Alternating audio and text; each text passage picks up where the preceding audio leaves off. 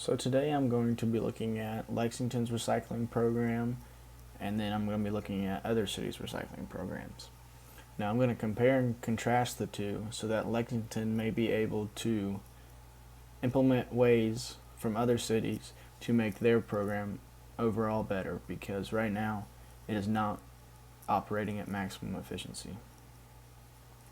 Now the present day situation of Lexington's recycling program, China in recent years has increased the standards for the cleanliness and purity of plastic and paper products.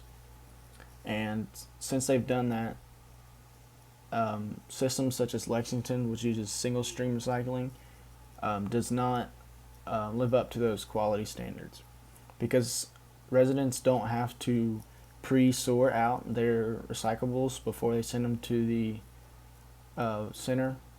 Then that means that they have to do it there, and this decreases the quality of the recyclables.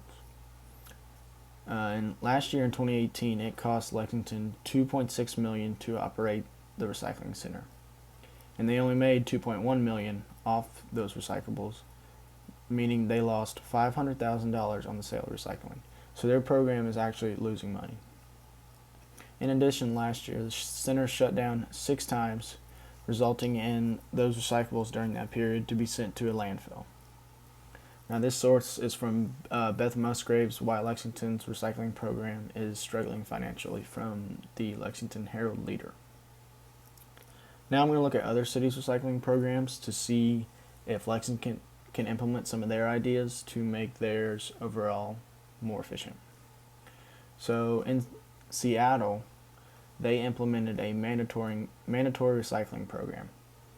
Now, and they lowered the cost of collecting waste to influence more residents to recycle.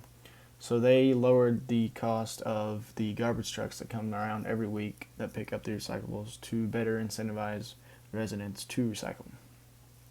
And this increased recycling rates to 57%, which is pretty good. Now, last year in Boise, they implemented a new recycling program that sent 54,000 tons of waste to their recycling center. Now, in this program, of the residents in Boise, 98% participated, which is amazing. Almost 100% of people participated in this program. And then in Portland, they recycle 43% of their waste. Now, what they do is they start educating kids in elementary school about the benefits of recycling. So from an early age, kids are taught about the importance of recycling, so that it becomes a part of their life, so that when they grow up, they're going to be recycling already.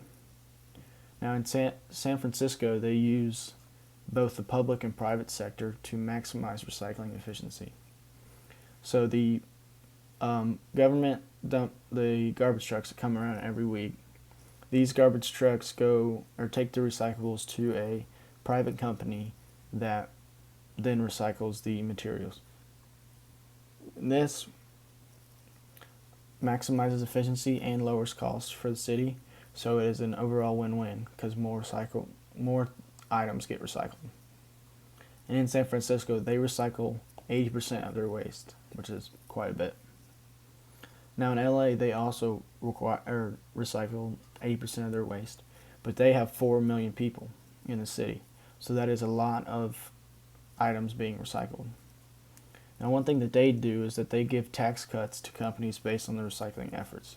So the more that a company recycles, the more they get off tax cuts, which is a great incentive.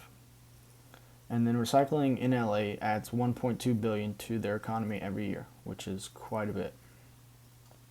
And this source is from Busted Cubicles Recycling Envy, 5 American Cities with Excellent Practices.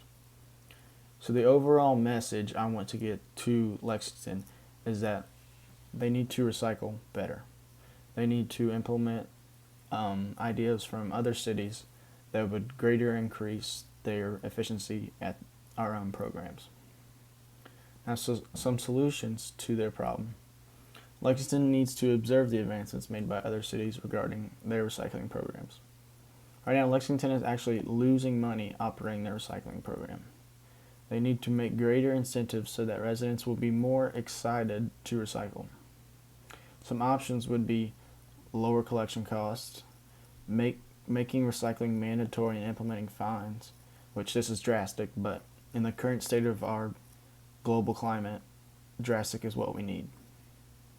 We also need to start educating residents early on about the importance of recycling. So teaching kids early on in elementary school about the importance of recycling, so that when they grow up, they will already have it in their mind that recycling is a must.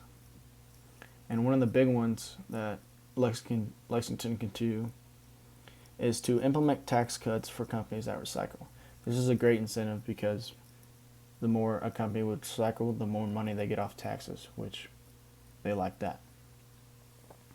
So overall, if Lexington looks to other cities' programs and looks at their improvements and then can implement those improvements in our own city, then we can maximize the efficiency of our own recycling program and make Lexington an overall better place.